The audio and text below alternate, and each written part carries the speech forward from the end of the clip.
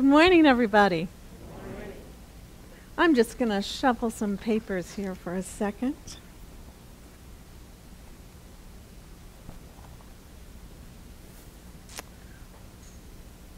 Conditions. First of all, I want to start by saying welcome to everyone.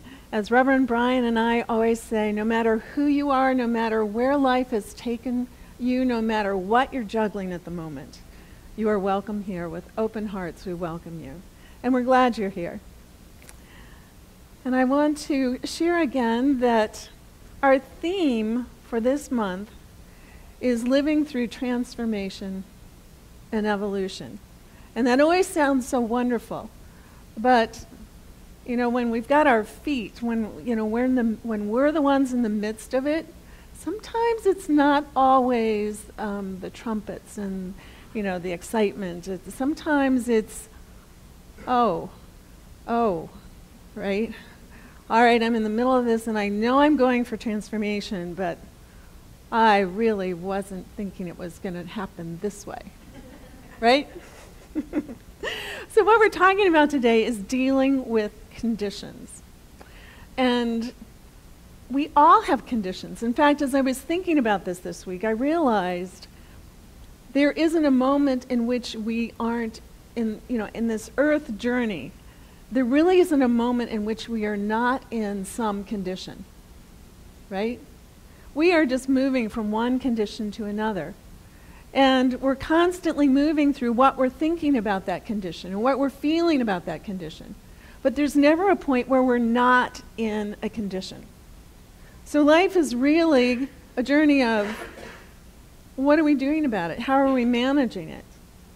And we'll see that it really has to do with how we're perceiving it, the story we're weaving around it, what we're thinking and what we're believing, and where our power is in that condition.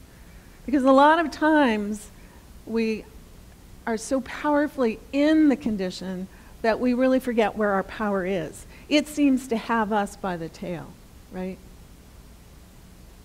Yeah. And so let's remember that conditions came from where?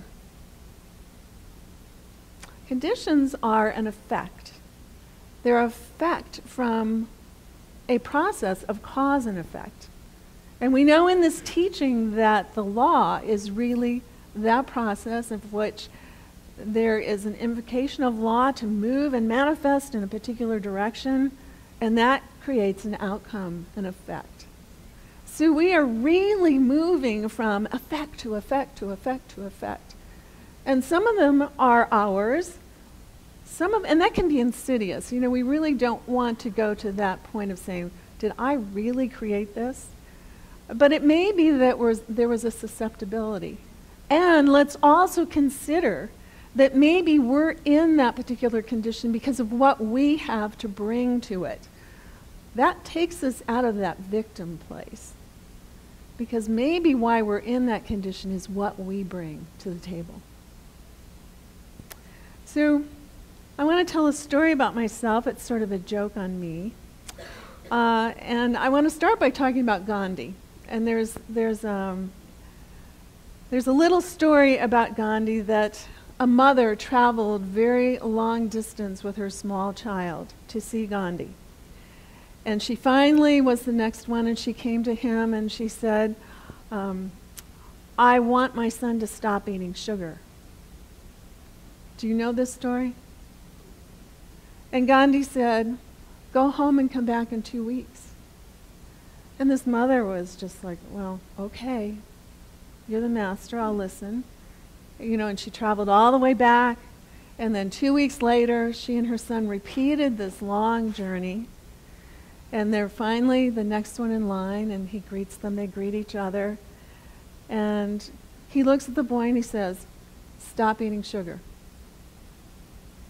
And the mother's just like, what? Why did I make this long extra journey? That's all you're going to say is stop eating sugar? And Gandhi said, well, I needed to stop eating sugar so that I could tell your son to stop eating sugar. So Reverend Brian and I, months ago, sort of looked at the calendar. What classes are we teaching? When are we teaching? Who's speaking? What are the workshops, right? And I just plucked this out, not giving any thought to the topic, conditions. So I had my own little Gandhi experience this week for you, okay? Now I'm not going to share the details, but suffice to say that in preparing for this talk, I had a condition that triggered me. And I needed to work through and go back to the basics and go back to my spiritual tools to come through it. And I know it reinforced me and sort of worked that muscle a bit, but I think next time I'll be more careful about the topic I pick, if you catch my drift. Right?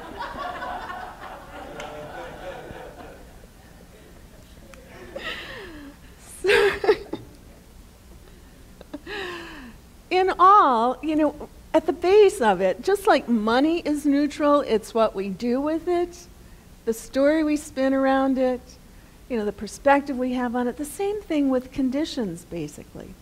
They're neutral. Some of them seem great and feel great, and we're thrilled about them. Some of them, they have just grabbed our heart. They've got us down on the mat. We're down for the count with it, right? But in part, there's a neutrality about that condition. It's how we are in the play with it. And it may not seem that way at the beginning, but guess what? When we're feeling that way, we're having a big journey in learning something about ourselves, and we've forgotten where our power is and where our truth is in that moment. So the big question always comes down to, how do I deal with this? Isn't that where we always are? How do I navigate this? How do I deal this? How do I overcome this? How do I come through to success or to glory or through some wonderful outcome through this? Now, we had several readings that Chris shared, Tom shared this morning, and I want to go with one more. When I looked in the concordance, conditions is a big topic that Holmes works with. There are at least 45 mentions in the text or passages, and I want to go with one more because this is really about the power. And you know what? It comes out of that early chapter, The Way It Works. So Holmes says, in our ignorance of the truth, we have misused the highest power we possess. And so great is this power, so complete is our freedom in it, so absolute the domain of law through it, that the misuse of this power has brought upon us the very conditions from which we suffer. We are bound because we are first free. The power which appears to bind us is the only power in the universe which can free us. And Jesus summed it up with his philosophy, it is done unto us as we believe. And so we suffer not because suffering is imposed on us, but because we are ignorant of our true nature. So another story, just to illustrate conditions. And then we'll talk about them a little bit more and what we can do about it. Last summer, mid-July, I was in the midst of a big research study I was conducting. I had a lot of interviews scheduled, and my father's health took a turn. And it was sort of day by day by day, like, should I go? Should I go? Can I hold off a little longer? Should I go? And there was a day that I woke up and I just realized, I've got to go today. And so it was a scramble to pack up the car. Now, he lived like 800 to 1,000 miles away. But there came a day where I said, I've just got to go. Today is the day. And packed up the car, packed up my computer, packed up the extra monitor, didn't know how long I was going to be out there, and started off. And I knew that I had about a 9-hour drive, at least, that first day. And it was hot. It was sunny. It was hot. I'm driving west into the sun. got a mid-afternoon start. And as I'm approaching Morgantown, West Virginia, which is about 4 hours away, it's getting hotter and hotter. And I'm adjusting my air conditioning, and the sun's pouring in the car, and I'm thinking, whoa, the solar buildup is really intense. So I'm layering something over me to block the sun directly on me, and it's just getting hotter and hotter and hotter. And I'm realizing my AC isn't working. It's like 95 degrees out. I've got this long drive on top of everything else, and my AC isn't working. Now that's a condition that's ripe to spin in a number of different ways, right? Really ripe. So I pulled off the road. I spotted like a gas station that had a canopy. And I took up one bay for a while just to break the direct sun and be in the shade. And so I thought, all right, what are my options here? And I started looking for Angie's List.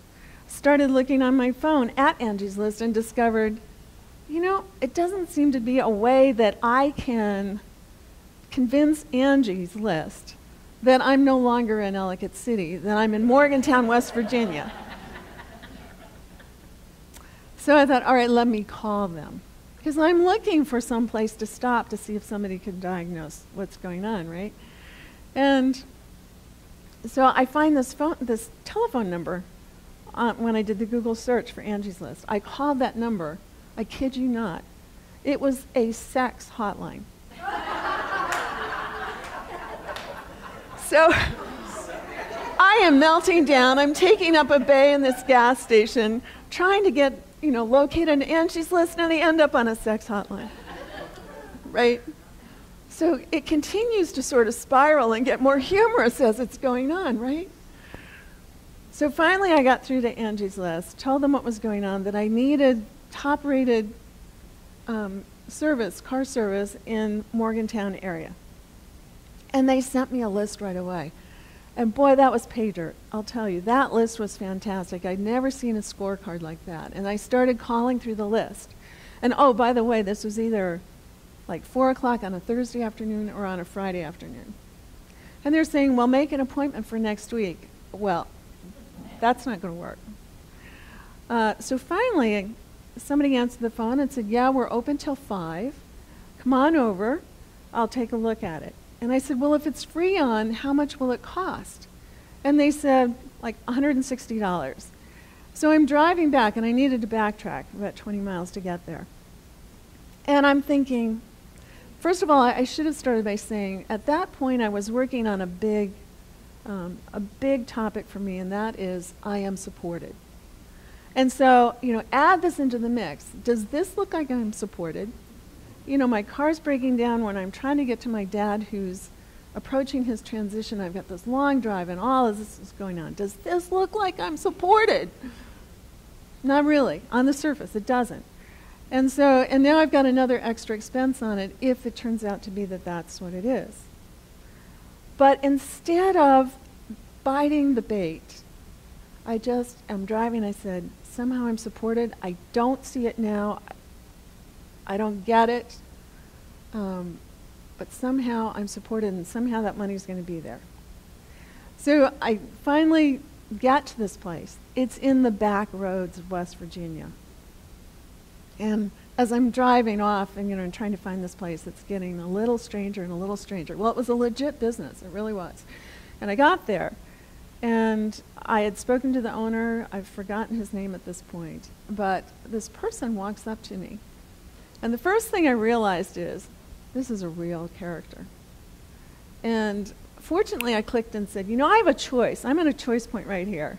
I can either go into a story about this person, or I can just say, somehow this is what God brought in this moment.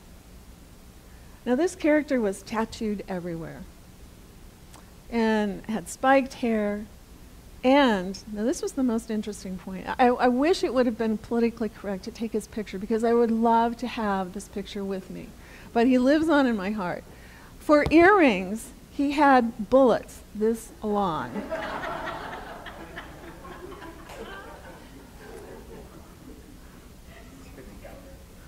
.50 caliber? Okay.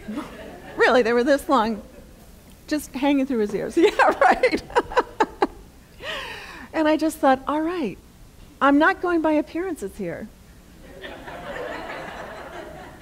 No. So he took my keys, and I said, thank you for looking at my car, with all sincerity. Gave him my keys and just went inside. And at this point, I'm in just sort of some strange zone. And long story short, he comes back, hands me the keys, and I said, thank you. He said, it was just coolant. I put it in with some dye, so if there's a leak, somebody else can spot it. And I said, great, I'm really grateful. What do I owe you? And he said, nothing. Nothing. And I thought, I've been working on I am supported. I could have taken such a different path with this condition. And thank goodness I chose a different path. And that is a choice point that we are always at. That is someplace, every moment, every decision. Like today, for example, I'm thinking, did I bring my thumb drive with me for after service? It's an errand I need to run. I don't know, but it's going to be right and perfect whichever way it is. That's where I am. So let's talk about this teaching. We know about the law. We know that we invoke the law with every thought, with every feeling, and that whatever we are broadcasting out there, it is saying yes, and it is working with us. And we know that everybody on this planet is doing the same thing. So some of these conditions are conditions that others have spun, and somehow, we're in an intersection with that. So that's just the mechanics behind it that we believe through this philosophy. But we also believe that we don't focus on conditions. And this is really tough, because when there is something intense and really big that's going on, it's hard not to focus on the condition. And so at times it appears that we're almost insensitive. And when we're seeking compassion or understanding from someone else, where are we operating? We're still operating in that condition. And if somebody's not meeting us in that condition, even though there's that human need to be understood, to be heard, it is a grace to give that, but not stay there. The quote that we always refer to is about being in the valley of death and not stopping and building a condo there, right? We're going through it. And what I always say is that the only way out is through. We can't jump into, ignoring it, or jump into addiction, or jump into any of our coping mechanisms. Really, the only way out is through. So when we're in that valley of the death, we're going through it. And we know that we have God present, because we believe that God is everywhere, in every moment, in every circumstance, right? And that means wherever we are, right there. And that presence is all-powerful, all-knowing. And that presence is right there just waiting to be tapped on the shoulder. It's like, okay, let's work together on this. So we know that there's not power in the condition, but the power is in how we respond to it. Whether it's one that we are there alone, or we are there because we have something that it turns out with our consciousness we are there to bring. Not that we have to go into that ego place of, oh, well, what can I bring to this? No, we don't go there. Simply in all sincerity, all, what's the word, innocence. Just be there as that loving presence and be acting from what we know in this philosophy. And so a lot of times the power is knowing our truth and how we're responding. Now, I just finished up teaching a course in practical mysticism. It was a long class, and honestly, it turned out to be a little different for everybody than what we expected going in. It was all about how can it was for each person individually. How can I develop and foster a deeper, sweeter, more profound relationship directly with God. And I think we all walked in thinking this is all just going to be fabulous and wonderful and powerful. It is powerful. But at the same time, what we found out is that even though we as a teaching do not get into looking at wounds, looking at shadows, and so forth, we do have this belief in Science of Mind that God can only do for us what it can do through us. And if we're a big container of a lot of beliefs and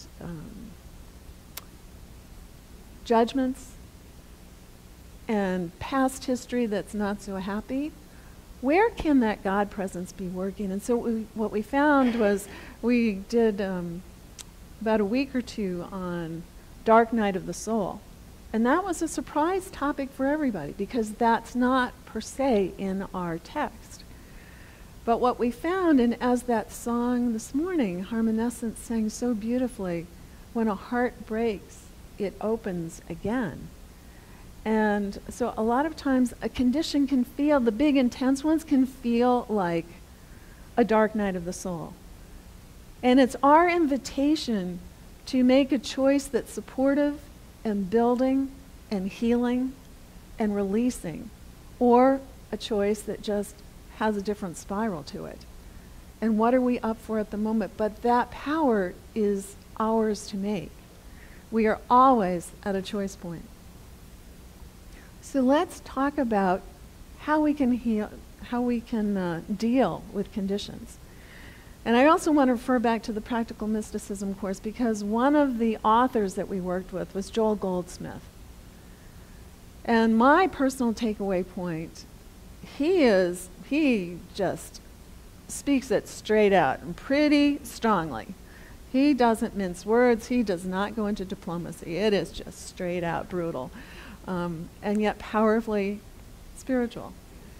And he said, God withholds nothing. And that has become my mantra. God withholds nothing. And so, Don, yep. Now, I've thought about this for many years, but you know, when I read that passage about God withholds nothing, I have gone back to this because I always look for tools. Our philosophy is very much a philosophy. It's very abstract. And I'm always looking for how can I apply this principle? How can I remember it and have it make sense? And so I think about the faucet. And what I've known for years is that I am the faucet. And it's important to know this in conditions. When we're making those decisions, what am I letting in? You know, it's like, what am I letting in? The faucet is, what am I open to? What am I letting flow?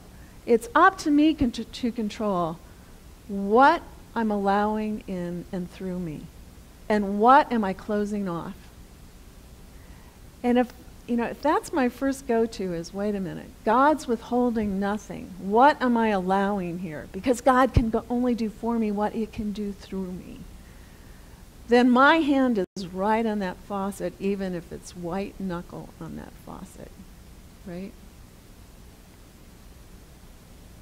So one of the first things we can do is pause. But I also want to talk, before we go there, I want to talk about Eckhart Tolle. Now, Eckhart Tolle is not really in our tradition. He's a contemporary. But I also want to say this.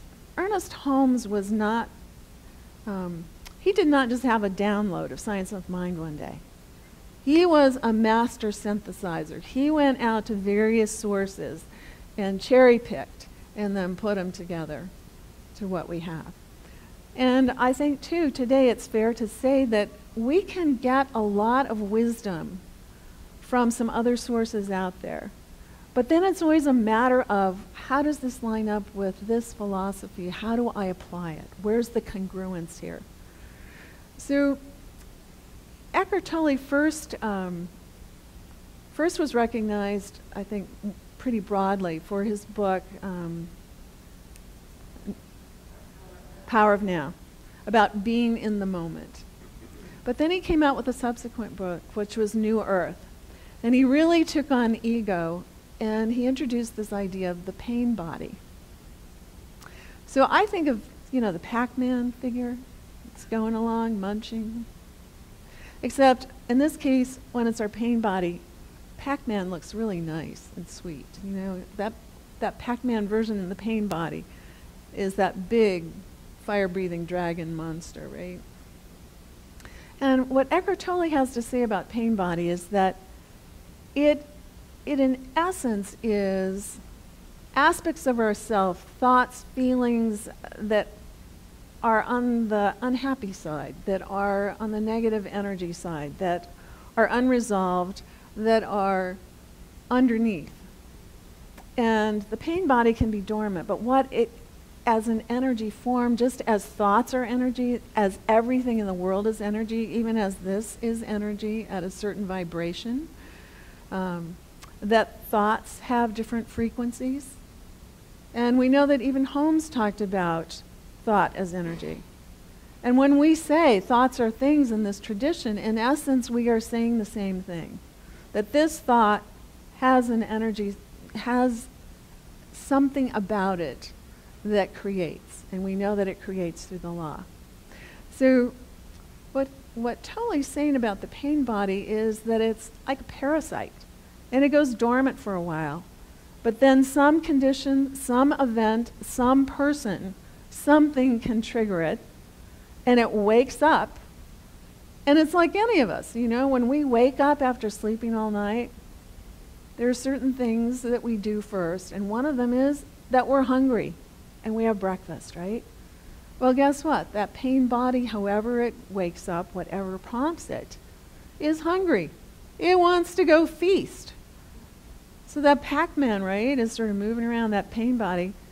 And what does it like to feast on? That which is negative. And so any of us, when something triggers us, what happens? Are we there smiling? Are we happy and bright? And typically not. Typically we're flooded with a rush of angry, negative thoughts.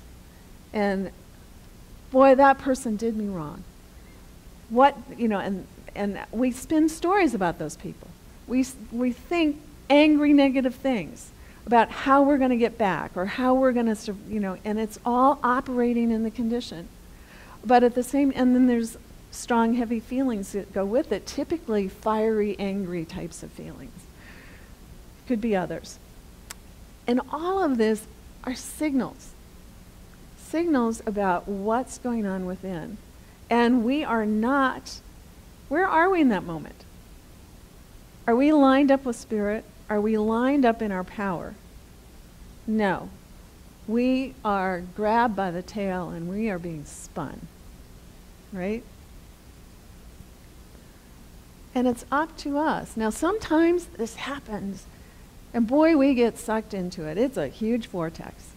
It can run for a couple of hours or several days, depending. And I know this week with me, my pain body had not been triggered for a long, long, long time. And so I was out of practice with spotting it and catching it soon enough. And I kept thinking, why am I thinking this way? Where are these feelings coming from? And then finally I realized, oh, wait a minute, because this is what I used to say to myself. I used to pause. I used to say, oh, I see what's going on here. I'm sorry. I'm not feeding that pain body anymore. The feast is over. And that's one of the things we can do. We can just really hit that pause button. We can train ourselves when something starts to fire up. Hold on, wait a minute. I'm not losing my power here. I'm not giving in to that. I'm not feeding the pain body. I am lining up with God. I am lining up with my power, and I am going to stay there persistently, consistently. And I know Brian and I both talk about this. We may not have that trust, that faith in the moment, but when we lean into that consistently and affirm it and keep going back there, and the pain body wants to come back, no, closing the door there. I'm not feeding that pain body. I'm lining up with the truth of my being, with the power that is there, and that power which has the capability to change this condition and how I'm responding to it. And we can ask ourselves too when we hit that pause button, what would love look like here? Now, in some circumstances that might be appropriate, in others it may not. Because we get triggered by all sorts of things. Disappointments, betrayals, something out in the world. But we can always ask, wait a minute, let me pause. Where is that pause button? Because I'm the faucet. And what I'm allowing next, what I'm choosing, is it supporting a higher outcome, a greater good, or not? What am I allowing to come through me and work that I can work with in this moment? And so it all comes down to really changing our thinking. Even though there's strong feelings attached, somehow those work together. And we can choose a different thought and hold to it persistently, consistently. When if we have some pain in our body and pop a pill for pain relief, it doesn't happen instantly usually, right? There's a little time period for it to start to work. Well, we may be in that same place, and that's where the consistency and the persistence pay off, because we know we're choosing and we're reinforcing over and over and over again, I am choosing this, and I am complying with the law that I know is working on my behalf. When I choose this, I know that is what I'm invoking and bringing forth in my experience. So to recap, let's remember the only thing that moves is our consciousness. The only thing that moves is when we change a thought, a belief, a feeling. When we decide, I'm going to stop spinning this story, I'm going to start a news story about this situation. And always that I'm the one at the choice. I'm the one with my hand on the gear shift. I am the one that's steering here. It's not that I have to be in control. It's not that ego control. It's simply knowing that if something is going to change, it's me that's changing it. And the way I change it is what I choose to believe and what I choose to feel. And affirming that over and over and over. And going back to the reading from Ernest Holmes, that who we consider the great master teacher, it is done unto us as we believe. So I ask you to join me in this affirmative prayer.